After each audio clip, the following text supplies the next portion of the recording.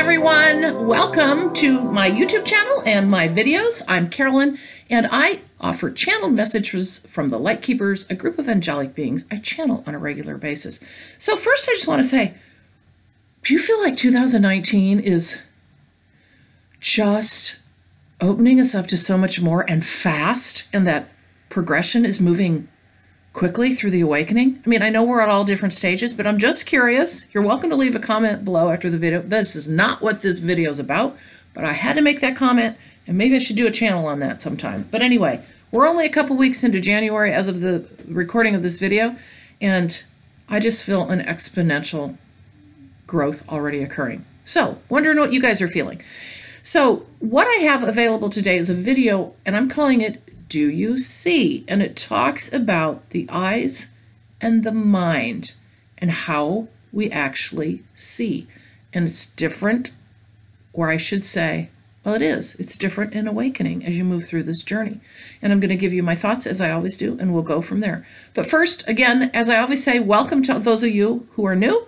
And there's a welcome video on my YouTube channel, Carolyn Zaiser. You can check out for more on my story. And then also a free video, how to create flow in your body for health and wellness. 6 tips that I created for you that I noticed coming from my distance energy healing work.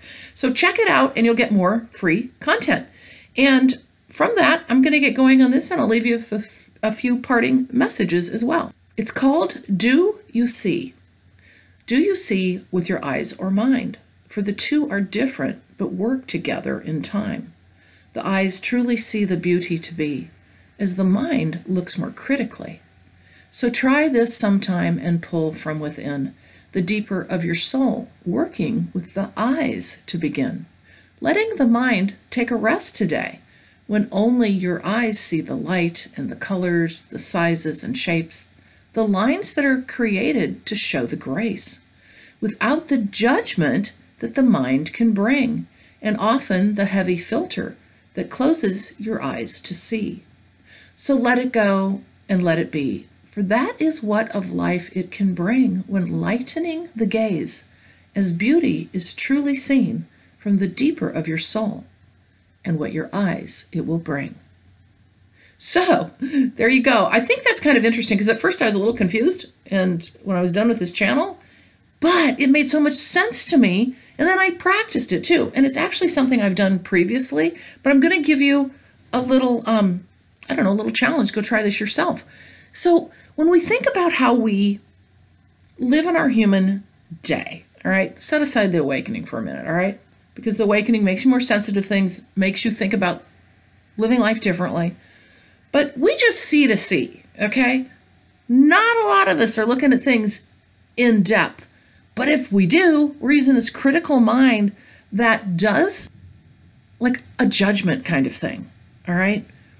Rather than just looking to see, all right? And this is a tough one, but it's a fascinating exercise. And I literally did this with something really simple, where looking at clouds. So after I got this channel, I looked out my window and I looked at the clouds. I thought, okay, let's do this. Let's just see if I can use my eyes in the deepest soul of me, all right? Not my mind, because what I'm going to do, if I look at that cloud, I'm going to go, oh, well, that's a chemtrail. No, I'm sorry, I had to say that. Well, I'd have to define that cloud. I'd have to, decide what kind of cloud it was. I'd have to see if I could find an animal in it and that it was a shape. I'd have to judge it, critically acclaim it, right? We have to, this is just a simple cloud. And I was going to end up, I knew, doing that. So what I thought I would do is just try to blank my mind out and just look at the cloud.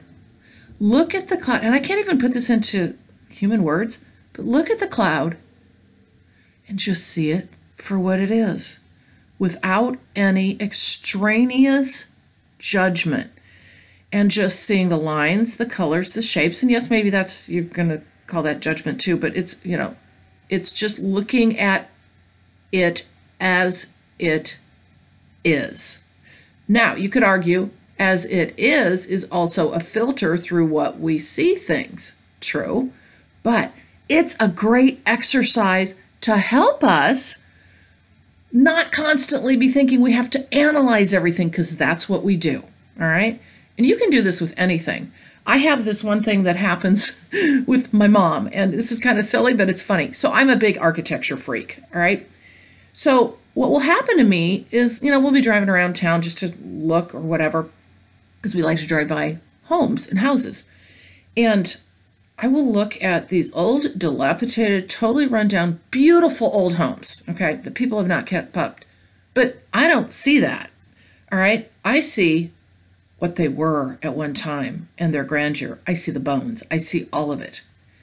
But no, what she sees is, oh my gosh, look at that mess of a house. Why did that happen? How can that be? Look at that yard, blah, blah, blah. So we got a lot of, and I'm not blaming her for this. I'm just using this as an example. Not that I don't do my own judging, but, that's a judgment behavior. And I think what it does oftentimes and mine's a good example, the one with my mom, is it keeps us from missing the beauty oftentimes when we use that critical mind that we have instead of just the eyes and the light gaze of the soul looking at something. Now, again, we can say I was analyzing as well, but my point being is, I was, in my example, seeing the beauty and what could be, and just seeing it kind of for what it is, and without the critical judgment. Now, hopefully my mom's not going to be watching this video, but no, seriously, it's just a good way to kind of talk about the differences in how we look at things. And that was a great example for me recently. So when you have an opportunity, take anything and do this as an exercise. And I think it's going to help you see things differently. And it's hard to do without judgment. And then I think it will carry over into your life, because these are the kinds of things that help us move forward in our awakening, when we can wrap our arms around looking at things for the beauty that they are, looking at people for the beauty within their soul and in the depth, rather than always looking at things so critically and with such great human judgment that we can so often do. So I hope you have enjoyed this video. And again, check out my services on Purple Rain Healing if you're interested in working with me on spiritual awakening, mentoring, channeled messages sessions, or distance energy healing. And I will get back with you and we'll go from there. Thank you so much for joining me, and I will see you in the next video.